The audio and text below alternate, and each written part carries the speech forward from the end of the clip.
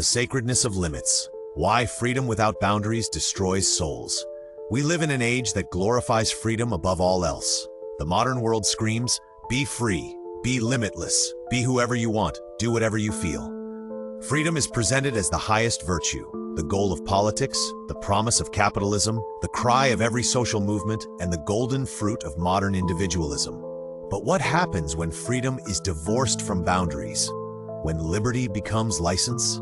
When the soul is told there are no limits, no absolutes, no sacred restrictions, only personal desire? What happens is chaos, confusion, and collapse, not just in society, but deep within the human soul. Freedom in its pure form is not evil.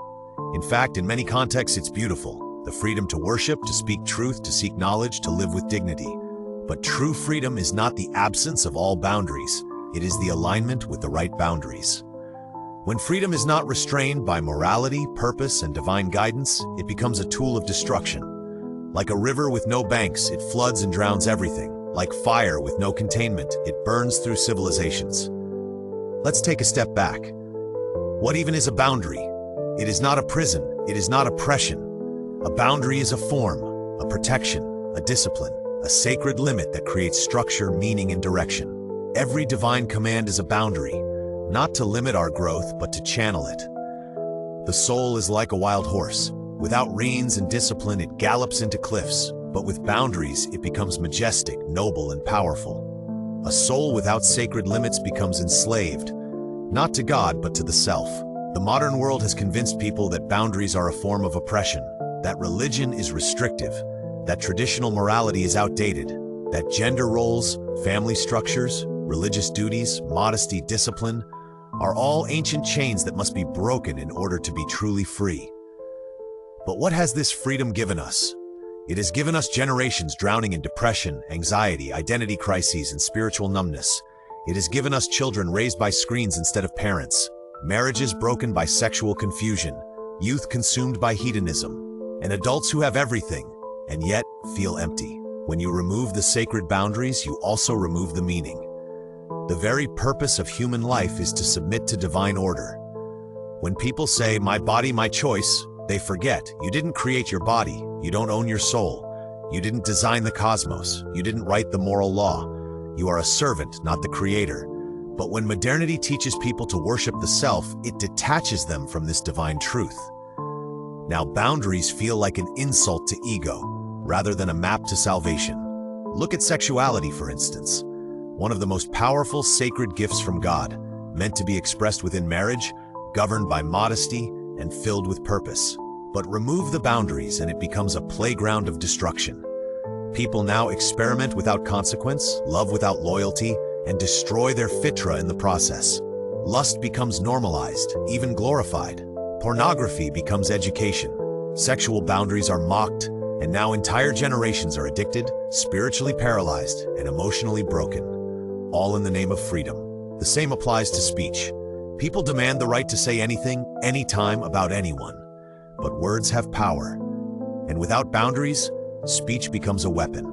Lies, slander, vulgarity, gossip, manipulation all spill freely from mouths that were meant to praise God and speak truth. Freedom of speech, when ungoverned by adab, etiquette, and truth, becomes a license to destroy others and pollute hearts. What is the point of a right if it leads you to spiritual ruin? Even time, one of the most sacred trusts given to man, is abused in the name of freedom. It's my time, I can waste it if I want. But that time is not yours. It is a loan from God. Every breath, every hour, every day will be accounted for. But the modern world seduces us with distractions, binge watching, scrolling, gaming, gossiping, endless activities that consume time but give no nourishment. Because when you remove the boundary of purposeful living, you lose track of eternity. You live for now and die without preparation. And let's not forget the most praised modern slogan, follow your heart. But what if your heart is misguided? What if your desires are corrupted? The Quran reminds us that the nafs, the lower self, inclines toward evil unless purified. So following your heart without discipline is like following a child into traffic. The sacred path is not to follow your heart blindly, but to educate it, cleanse it, and align it with revelation. Without this alignment, your so-called freedom leads you straight to enslavement, to your desires, to the culture, to Shaitan. Divine boundaries are not arbitrary rules. They are mercy. They are designed by the one who created your soul, who knows what pollutes it and what purifies it. Salah is a boundary. It disciplines your time and keeps you tethered to remembrance. Fasting is a boundary. It teaches restraint, gratitude, and humility. Hijab is a boundary, not just of dress, but of gaze, speech, and dignity. Zakat is a boundary on wealth, reminding you it's not all yours. Marriage is a boundary, channeling love and desire into stability and responsibility. And yes, even gender roles are boundaries, not cages, but frameworks of harmony, not competition. But modernity mocks all of these. It says, do what feels good, be limitless, be unapologetic, break free from all tradition. But this ideology is a trap. It doesn't free you. It strips you of identity, purpose, discipline, and connection to the divine. It makes you a consumer, always chasing highs, always discontent, always comparing. And most tragically, it leaves you spiritually empty, trying to fill a God-shaped void with worldly freedoms. Let's be clear, not all boundaries are sacred. Some are unjust, some are man-made tools of control. But divine boundaries, the ones rooted in revelation, wisdom, and fitrah, are not oppressive. They are liberating. They liberate you from your ego, from society's demands, from the tyranny of desire. They align your soul with cosmic order. They bring peace, not just to individuals, but to families, communities, and civilizations. This is why Satan's rebellion was against a boundary. He was told to bow. A limit was placed on his pride. He refused. And ever since, he has been whispering the same rebellion into the hearts of mankind. Why should you bow? Why should you obey? Why should you accept limits? And so man falls into the same trap. Adam was told, do not eat from this tree, a boundary. And he slipped. But Adam turned back. He repented. He understood that boundaries are not to be questioned, but to be respected. Today, the greatest test is not physical warfare. It's ideological. A war against boundaries. A war against submission. A war against the soul's order. And it is presented under the beautiful wrapping of freedom. But unwrap it, and inside is confusion, anxiety, chaos, and spiritual death.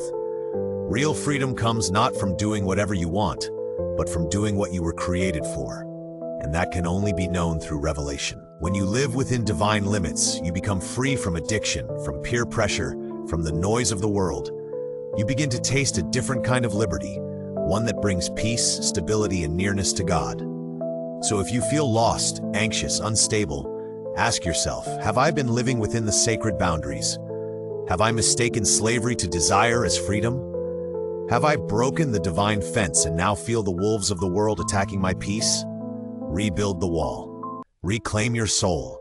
Rediscover the sacredness of limits, because only within divine boundaries will you find who you really are and who you were always meant to be.